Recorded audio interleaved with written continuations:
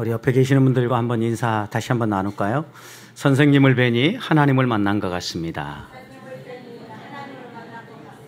네, 하나님의 형상을 따라 지음받은 하나님의 사람들입니다. 얼굴을 뵐 때마다 하나님을 대하듯 대하고, 또 이렇게 얼굴을 뵈고 함께 예배할 때 이런 마음이 들어야 됩니다.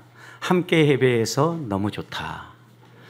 집사님, 권사님, 장로님, 다음에 예배할 때도 제 옆에서 예배 드려주세요. 권사님이 곁에 계시니까 힘이 나요. 이런 말들이 우리 앞에서 자연스럽게 나올 수 있도록 함께 신앙생활에 가는 우리 보배의 성도들이 되기를 소망합니다. 여러분, 이러려고 하면 제일 중요한 게 우리의 마음입니다. 사람을 볼 때 막 신나야 됩니다. 한 사람 한 사람이 들어오는데, 아, 신난다. 오늘 또 김 집사님 보는구나, 이 권사님 보는구나, 이런 기대가 있어야 된다는 거죠. 여러분, 사람의 마음이 불편하면요, 누가 나타나는 게 막 싫어져요. 아, 저 사람 좀 안 봤으면 좋겠다, 이런 사람도 가끔 있죠, 여러분. 왜냐하면 우리의 마음속에 미움이 막 싹트고, 아, 저 사람만 만나면 왠지 내가 모든 일이 꼬이고 내 삶이 어려워져, 이런 생각이 드는 사람은요, 좀 안 봤으면 싶어요. 실제로 이렇게 다른 사람 안 봤으면 좋겠고, 다른 사람에게 험한 말을 하고 막 이렇게 폭력적인 언사를 하는 사람들의 공통점이 하나 있다고 합니다. 이들은 자신이 힘이 있고 능력이 있고 좋은 사람이라고 생각한대요. 그래서 어떤 일이 벌어지면 항상 문제의 원인이 나에게 있는 것이 아니라 함께 있는 그 누군가에게 있다라고 생각한다라는 거예요. 나 때문에 일이 벌어지는 게 아니라 저 사람 때문에 일이 벌어지니까, 아, 저 사람 우리 모임에 좀 안 나왔으면 좋겠다. 우리 예배 가운데 저 사람만 없어도 더 성령으로 충만하고 은혜가 충만할 텐데, 이런 생각을 하는 사람입니다. 여러분, 지금 하나님께서 바로를 꺾고 이스라엘 백성을 해방시키기 위해서 계속해서 지금 재앙을 내리고 있죠. 여러분, 그런데 지금 이 재앙이 한두 번이 아니라 8번 반복되었고, 오늘 우리가 읽은 이 본문은 9번째 흑암 재앙에 대한 본문입니다. 여러분, 그런데 한 번도 아니고 이렇게 9번씩 재앙을 겪었다고 하면 생각해 보십시오. 그리고 다른 사람이 나타나면 아무 일도 안 벌어지는데 그 사람만 나타나면 꼭 재앙이 와요. 누굽니까? 모세와 아론이죠. 그럼 모세와 아론이 나쁜 사람입니까? 그런데 모세와 아론만 나타나면 재앙이 와요. 바로의 마음은 어떤 마음이겠어요? 아, 저놈 안 봤으면 좋겠다, 이런 생각 아니겠어요? 실제로 오늘 28절 보십시오. 바로가 뭐라고 얘기합니까? 모세에게 이렇게 얘기합니다. 너는 나를 떠나가라. 이 말을 속된 말로 표현하면 꺼져, 이 얘기예요, 한마디로. 그리고 난 다음에 뭐라고 했냐? 스스로 삼가해라. 뭘 조심하라고 얘기하는가? 그 다음 보세요. 다시 내 얼굴을 보지 마라. 내가 내 얼굴을 보는 날에는 어떻게 된다? 죽으리라. 야, 이 꼴도 보기 싫은 놈아, 꺼져. 다음에 또 만나면 너 죽을 줄 알아. 이렇게 이야기를 하고 내쫓은 거죠, 여러분. 바로의 마음 가운데에는 지금 이 재앙이 무엇 때문에 오는지에 대해서 아직도 깨달음이 없는 거예요. 하나님 앞에서 고집 피우고 자기 마음대로 행동하니까 하나님께서 그를 때리시고, 그의 강팍한 마음을 돌이키라고 계속해서 재앙을 주시고, 또 이스라엘 백성, 하나님의 백성을 내보내라고 하나님의 뜻을 선포하는데, 여러분, 자기의 알량한 이익 때문에, 이 사람들 내보내고 나면 우리나라는 뭐 먹고 살지? 누가 이 노동을 해줄 거야? 이런 착각을 하고 있는 거예요. 이 세상의 모든 만사를 주관하시는 분이 하나님이라면 이 이스라엘 백성을 하나님의 백성으로 내보내도 애굽에 일할 사람, 또 애굽의 이런 필요들 하나님이 채워주지 않겠어요, 여러분? 하나님 말에 순종하며 살아간다면. 그런데 그런 생각은 일도 없고, 오히려 모세 아론 만나니까 일만 더 꼬이고 우리 이 백성만 너무 힘들어진다라고 생각하면서, 야, 당장 떠나라, 꼴도 보기 싫다라고 얘기하면서 내쫓는 모습으로 이 9번째 재앙이 끝나지 않습니까? 여러분, 사람은요, 마음에 미움을 품고 있고 증오를 품고 있으면요, 반드시 이렇게 드러나요. 대하는 얼굴 표정을 통해서 그 사람의 입술을 통하여 나오는 말들로 표현되어져요. 여러분, 우리 사회에 이런 증오와 미움이 증가하고 있다는 것을 볼 수 있는 사회 모습들이 있죠. 묻지마 범죄죠. 어느 날 갑자기 길을 가고 있는데 어떤 사람이 이유도 없이 칼부림을 하는 거예요. 얼떨결에 칼 맞아서 죽은 사람이 생기는 거죠. 왜 죽었는지도 몰라요, 여러분. 그 사람이 왜 그러는지를 몰라요. 결국 조사하고 따져보면 그냥 세상 사는 게 싫었다라는 거예요. 사람들이 다 꼴 보기 싫고 그 사람들 보는 것이 내 마음에 불편했다라는 거예요. 그러니까 그렇게 했다라는 거예요. 또 어느 날은 차가 갑자기 차도로 가지 않고 인도로 돌진해가지고 사람들을 막 치고 죽입니다. 어떻게 보면 우리 사회가 병들어가고 있는 증거죠. 이런 미움과 증오가 막 증가하고 있는 거예요. 이 사회에 내 삶이 어려운 것은 내 자신에게 탓이 있는 것이 아니라 다른 사람에게 탓이 있다고 생각하는 거예요. 그러니까 내가 이 몹쓸 사회 좀 바꿔봐야 되겠다라고 생각하면서 이런 증오, 범죄 또 혐오, 살인을 하는 겁니다. 여러분, 우리들이 이럴 때 다시 한번 생각해야 될 것이 있습니다. 하나님이 우리에게 주시는 은혜입니다. 은혜. 여러분, 흑암 재앙을 보십시오.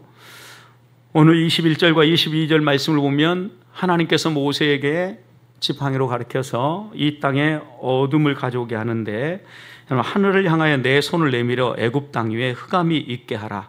곧 더듬을 만한 흑암이라. 모세가 22절 하늘을 향하여 손을 내밀매 캄캄한 흑암이 3일 동안 애굽 온 땅에 있었다. 여러분, 여기에 먼저 생각해야 될 단어가 있습니다. 흑암이라는 단어예요. 흑암. 그냥 어둠 정도가 아니라 흑암이라는 표현을 썼는데, 이 흑암이라는 표현은요, 창세기 1장 창조의 이야기를 읽어보면 하나님이 창조하시기 전에 이 세상의 모든 상태가 어땠다라고 얘기합니까? 흑암이, 기품이 있고 모든 것들이 공허하고 혼돈하고 무질서했다, 이렇게 묘사하지 않습니까? 그 흑암과 이 단어가 동일한 단어예요.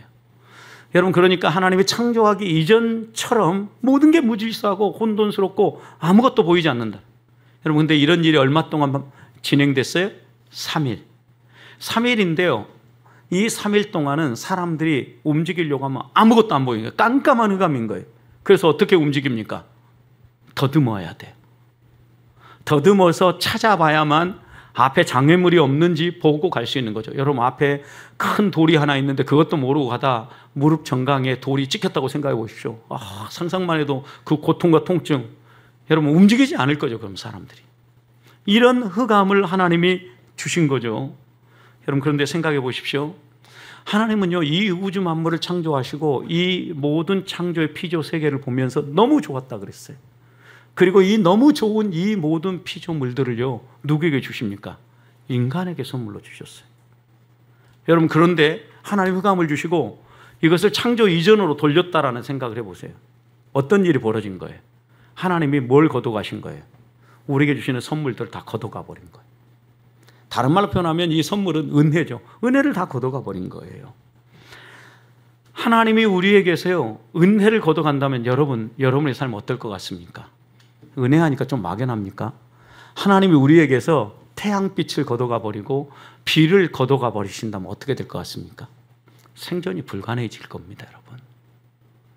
하나님은 분명히 이 9번째 재앙을 통하여서 다시 한 번 더 하나님이 어떤 분인가를 이해하고 너희들이 하나님의 백성으로 살아라, 하나님의 말씀에 순종하며 살아라 라는 말씀을 분명히 우리에게 주시는데, 오늘 하나님 백성답게 살기 위해서 제일 필요한 것이 있다고 하면 하나님의 은혜예요. 먼저 22절 보십시오. 깜깜한 음악이 3일 동안 애굽 온 땅에 있었다라고 얘기를 합니다.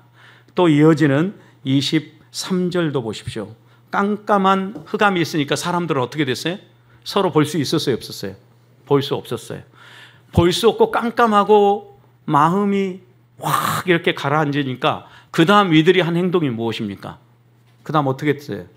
자기 처소에서요, 이게 더 정확하게 표현하면 처소도 어디 있겠습니까? 침대죠, 침대. 침대에 누워서 일어나지 않는 거죠. 여러분, 그러니까 이제 우리는 해가 보이지 않고 깜깜한 이 어두움을 그냥 평범한 그냥 자연현상이나 아니면 우리가 뭔가 문제가 있어가지고 정전이 되니까 집이 깜깜해지는 이런 정도로 여러분 생각하면 안 돼요. 전혀 그런 흑암이 아니에요. 이 흑암은 하나님의 재앙이고 하나님의 심판인데요. 사람들이요, 완전히 마음이 무너져가지고 아무것도 할 힘도 안 생긴 거죠. 아무리 깜깜해도 사람들이 의욕이 생기면 어떡합니까? 어떻게 더듬어서라도 활동하고 움직일 거예요. 그런데 이 마음 자체가 무너져 버리니까 그 다음 이들이 선택한 건 뭐예요? 누워 있는 거예요. 여러분 혹시 그런 경험 없습니까? 여러분 앞에 어떤 큰 일이 닥쳤는데 도저히 이거 해결될 방법이 없어요. 어떤 일로도 안 돼요. 그럼 어떻게 합니까? 어떤 사람은 가서 방법을 찾느라 막 분주하게 뛰어다니면서 이 문제를 정면 돌파하는 사람이 있는 반면에 어떤 사람은 낙심이 돼가지고요, 잠이 오지도 않는데 방 안에 들어가서 방문 닫고 불 다 끄고 이불 뒤집어 쓰고 가만히 있는 거예요. 잠을 자는 건 아닌데. 여러분 지금 이 애굽 사람들의 마음이 어떤 상태인가 금방 느껴지죠?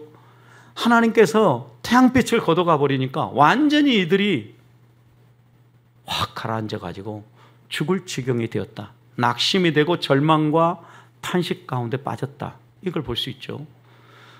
단순히 이것만이 아니라 애굽 사람과 태양의 관계가 어떤가 생각해 보십시오. 애굽은 태양을 최고의 신으로 섬겼어요. 태양을 라라고 얘기했어요. 라. 그런데 그 태양신의 아들이 누굽니까? 바로입니다. 바로. 바르, 라. 태양의 아들. 바로가 그래서 이 태양의 아들이라고 이들은 했는데, 여러분 이제까지 그들이 이렇게 생존하고 살아갈 수 있는 힘이 저 태양신이 우리를 돌봐줘서 생각했는데 이 태양신이 완전히 빛을 잃었어요. 무슨 뜻입니까, 여러분? 태양신이 어떻게 됐다는 거예요?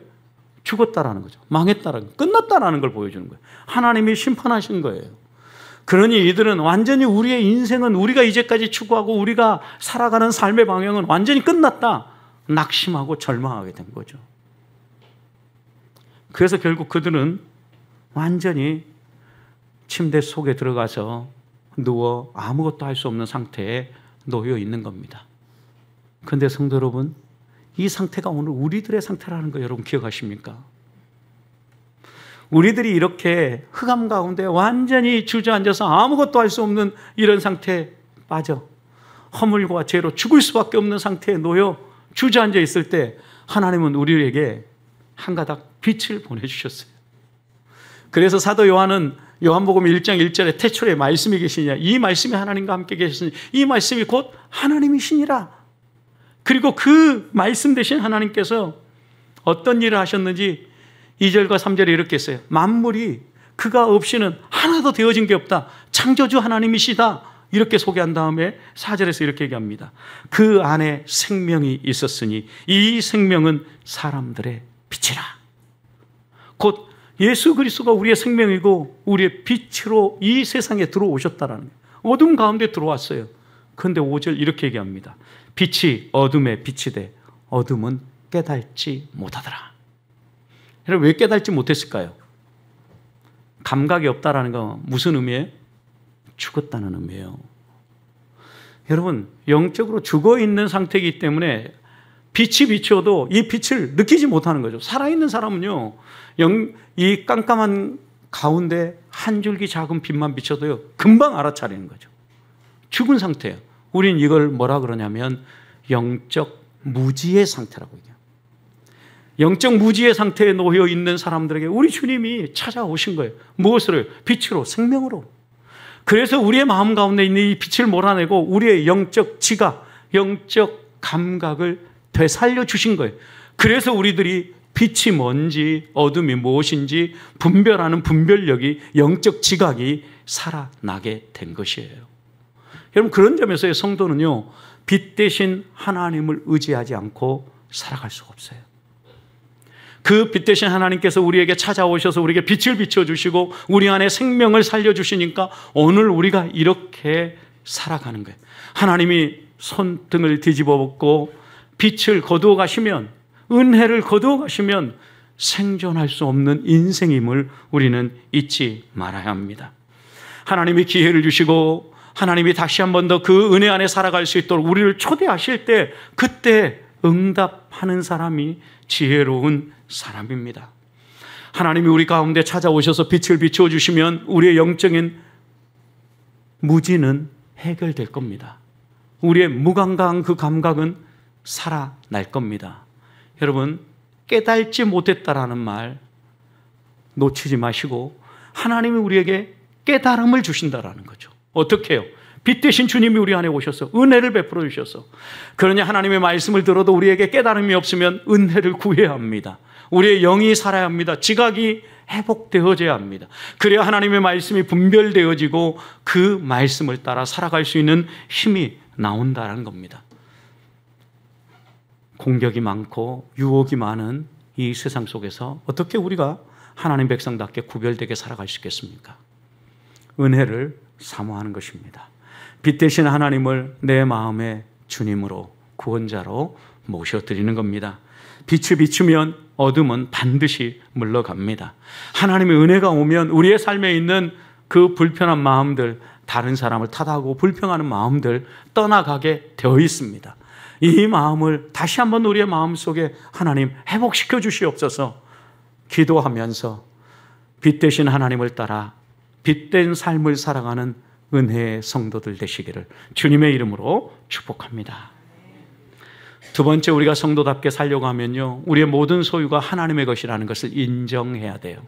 오늘 이 9번째 재앙을 보십시오. 24절 보면 바로가 이 재앙을 겪고 난 다음에 힘들었어요.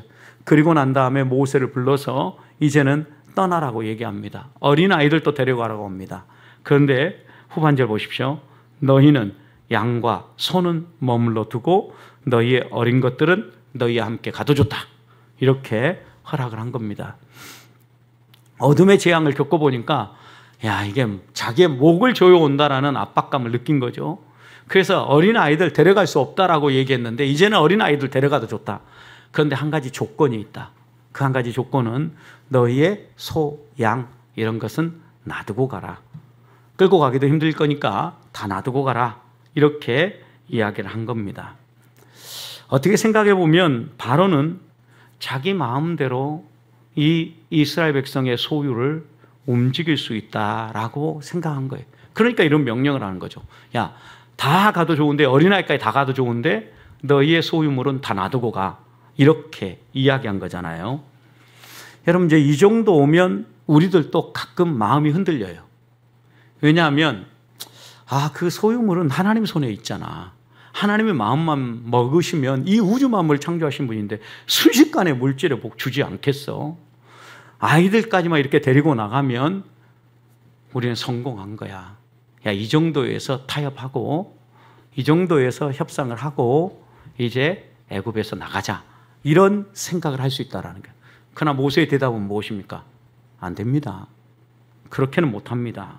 25절 보십시오. 모세가 이르되 왕이라도 우리 하나님 여호와께 제사와 번제물을 우리에게 주어야 할 것입니다. 여러분, 하나님 앞에 예배하러 섬기러 가는데 아무것도 안 가지고 빈손으로 딸랑딸랑 갈 수 없다라는 거예요.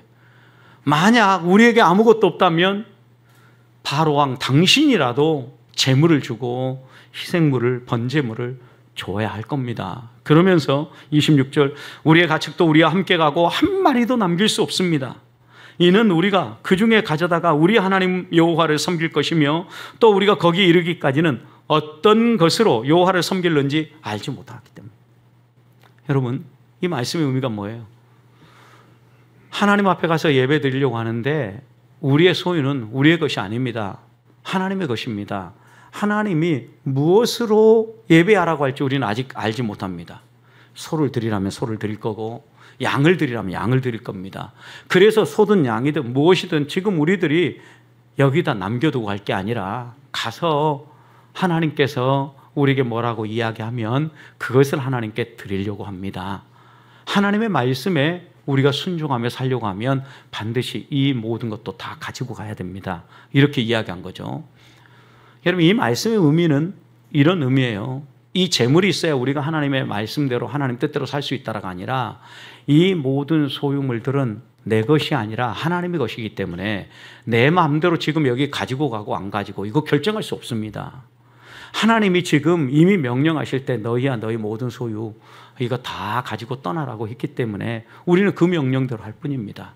그리고 이 모든 것들은 우리가 가지고 있지만 우리 것이 아닙니다. 하나님의 것입니다. 그러니 우리 마음대로 처분할 수 없습니다. 이렇게 모세는 바로에게 답을 한 것입니다.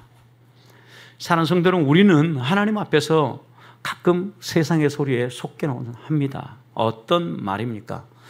우리가 가지고 있는 이 모든 소유물이 하나님의 것이라기보다는 일부는 하나님의 것이지만 나머지는 우리의 땀과 수고로 얻어낸 것이라는 생각입니다. 실제로 여러분 생각해 보십시오.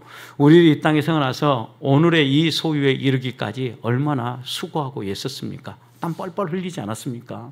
고생했죠, 여러분. 그래서 오늘 이 소유물이 생겼기 때문에 우리는 적어도 하나님 우리에게 주신 것도 있지만 우리 목도 있다라고 생각을 합니다. 근데 성경은 어디에도요, 너희 몫이 구분되어 있다 이렇게 얘기하잖아요. 다 하나님의 것이다라고. 약간 욕심 부리시는 것 같죠. 그런데 여러분 생각해 보십시오. 우리가 이 땅에 와서 빈손으로 왔는데 어떤 부모에게서 태어날지, 어떤 직업을 가질지, 어떤 모습으로 살지 여러분이 태어날 때부터 결정하고 이 땅에 태어나신 분 계십니까? 아무도 없죠. 하나님이 대한민국의 이 나라, 그리고 또 우리의 부모, 그리고 내게 재능을 주셔서 이런 재능을 가지고 살게 해주셨어요. 결국 그러니까 우리가 수고하고 땀을 흘려서 생활하면서 얻어낸 이 모든 것들은 누가 주신 거예요? 하나님이 주셨다라는 거죠. 하나님의 소유라는 거예요. 그래서 우리 마음대로 이거 처분할 수 없고 하나님의 뜻을 따라 처분해야 되는데 하나님의 뜻을 따라 우리는 가지고 가야 됩니다 라고 고백한 거예요. 실제로 여러분 이스라엘 백성도 하나님 앞에서 신앙이 바로 서고 하나님을 온전히 붙잡을 때는요, 모든 것이 다 하나님의 것이라고 그랬어요. 역대상 29장을 보면은요, 다윗 왕이 하나님께 감사 기도하는 이야기가 나와요. 그런데 다윗 왕의 소원 가운데 하나가 뭐였냐면 주변 나라를 다 평정하고 나라가 평안하게 되었을 때 앙궁에서 자신 혼자 쉬고 있을 때 한 가지 마음에 걸리는 게 있었어요. 여호와의 성전이 천막으로 지어져 있는 것이 너무 마음에 걸렸던 거예요. 그래서 다윗 왕은 하나님께 나아가 기도합니다. 하나님이 거하실 처소 성전을 제가 짓고 싶습니다. 그때 하나님은 다윗을 설득하시죠. 너 전쟁터에서 잔뼈가 굵은 장수이지 않냐? 너 너무 피를 많이 보았는데 너보다는 너의 아들 때에 이 성전을 지었으면 좋겠다 라고 말씀하셨어요. 그러자 다윗 왕은요, 뭐 거기에 대해서 거부하지 않아요. 그리고 다윗 왕이 준비하는 게 있어요. 뭘 준비합니까? 아들 솔로몬이 하나님께 드릴 성전을 잘 지을 수 있도록 성전 건축에 필요한 모든 것을 준비해요. 백성들에게 격려하고 이런 거 하려고 하는데 여러분 우리가 짐을 모읍시다 라고 해서 하나님 앞에 모였는데 어느 정도 모였습니까? 이제는 안 필요해요. 더 가져오지 마세요. 이렇게 할 정도로 채워졌어요. 그리고 나서 하나님 앞에 감사 기도한 게 역대상 29장이에요. 이 역대상 29장에서 뭐라고 고백하냐면 여러분 역대상 29장 11절 여호와여 위대하심과 권능과 영광과 승리와 위엄이 주께 다 속해 있습니다. 천지에 있는 것들 모든 것이 다 주의 것입니다. 여호와여 주권도 주님께 속해 있습니다. 주는 높으사 만물의 머리십니다. 여러분 우리 묵상 훈련할 때 이 본문 암송했던 거 기억나죠? 약간 그때 암송했던 것과 번역이 좀 달라졌습니다. 하나님 앞에 우리가 가진 모든 것들 영광과 존귀와 위엄과 권세 그리고 우리의 모든 소유물 이 모든 것 다 누구 거라는 거예요? 하나님의 거라는 거예요. 하나님 거.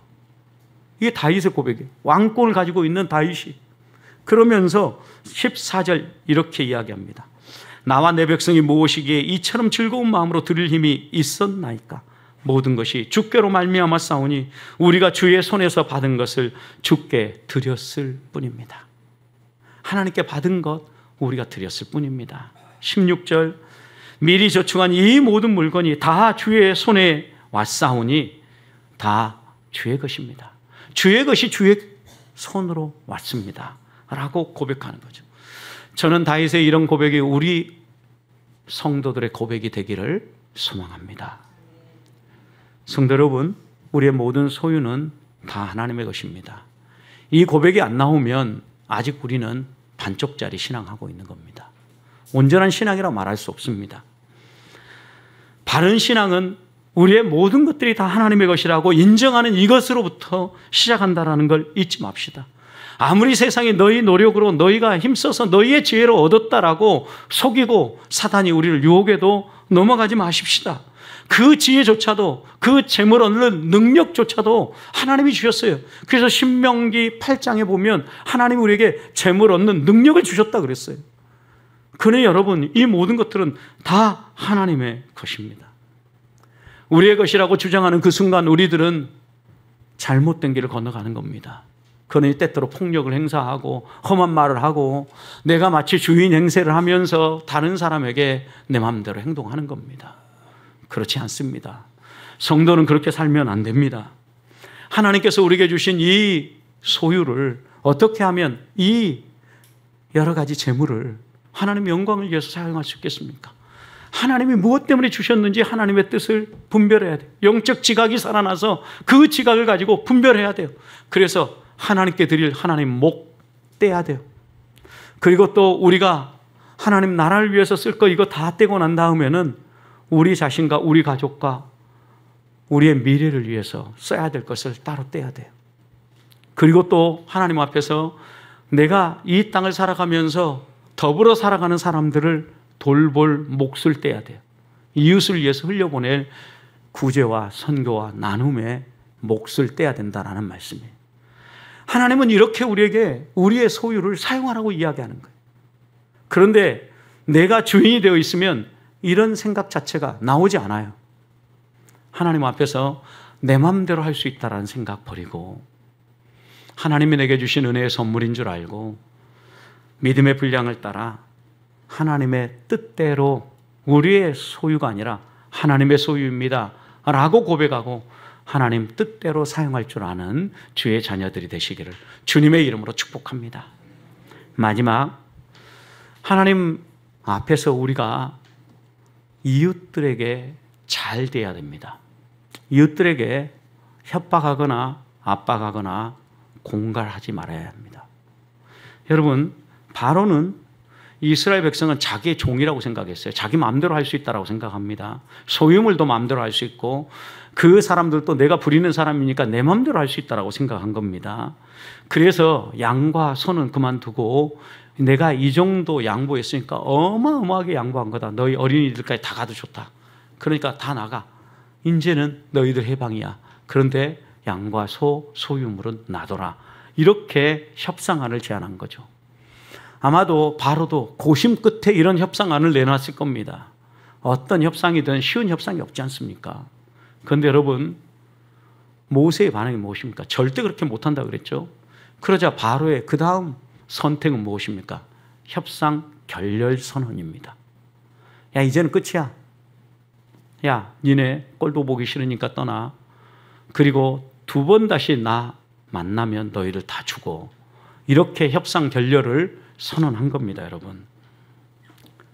우리의 관계는 이것으로 끝났으니까 두 번 다시 당신과 나 안 만났으면 좋겠다라고 헤어진 거예요. 적어도 하나님께서 이런 9번째까지 재앙을 통하여 반복적으로 교육하는 것이 무엇인가 깨달았다고 하면 그는 여기서라도 멈춰섰어야 되는 거예요.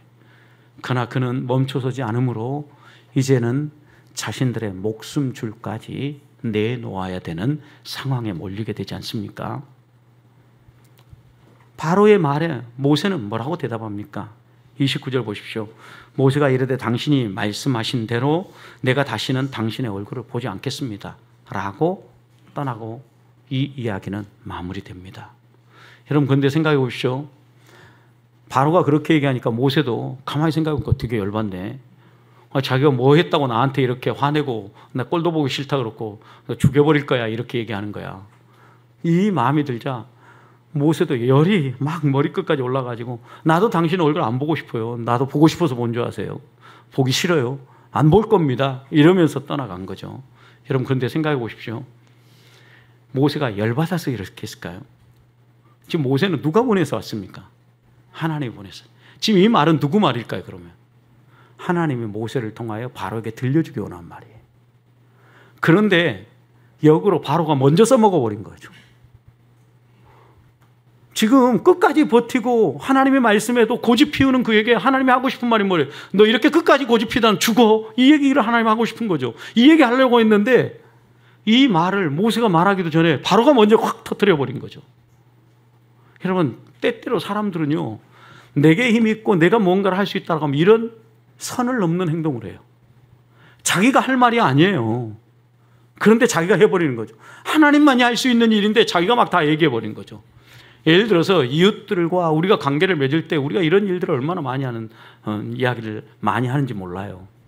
예를 들면 어떤 사람하고 마음이 불편하니까 에이 저 망할 놈. 그 사람의 미래를 지금 망할 거라고 지금 내가 단정 짓고 있는 거죠. 망할 놈이라고. 우리에게 다른 사람 이웃에 대해서요 지금 단정하고 그렇게 말할 권리가 있어요 없어요? 여러분이 말하면 그대로 이루어집니까? 그럼 여러분 하나님이에요. 우리에게 그럴 권리가 없어요. 하나님 우리에게 그런 권한을 주지도 않았어요. 그런데도 우리는요 우리의 마음대로 해요. 언제 그게 제일 많이 드러난지 아십니까? 이제는 다 커서 옛날에 추억으로 남아있겠지만 여러분 아이들이 어렸을 때 부모로서 여러분들이 아이들을 내 힘으로 어떻게 움직일 수 있다고 생각할 때 어떻게 합니까? 말 안 들으면 협박 공갈을 하시죠 여러분. 안 하시고 잘 키우셨습니까? 그러면 여러분이 하나님의 사람을 잘 키웠는데 애들한테는 뭐 이러면 밥 안 줄 거야. 왜? 내 마음대로 안 됐으니까. 그리고 이거 안 하면 이렇게 할 거야 라고 얘기하는 것은요 그럴 권리가 없음에도 불구하고 하나님에게 맡겨주신 권리는 뭐예요?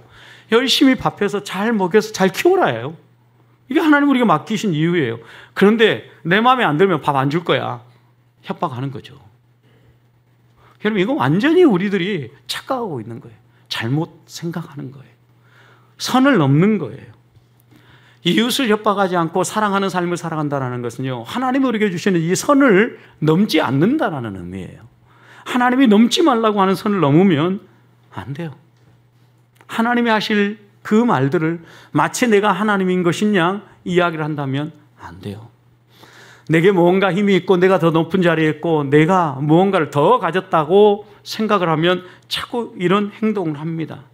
그런 우리들을 향하여서 바울은 로마서 14장 1절에서 이렇게 얘기했습니다.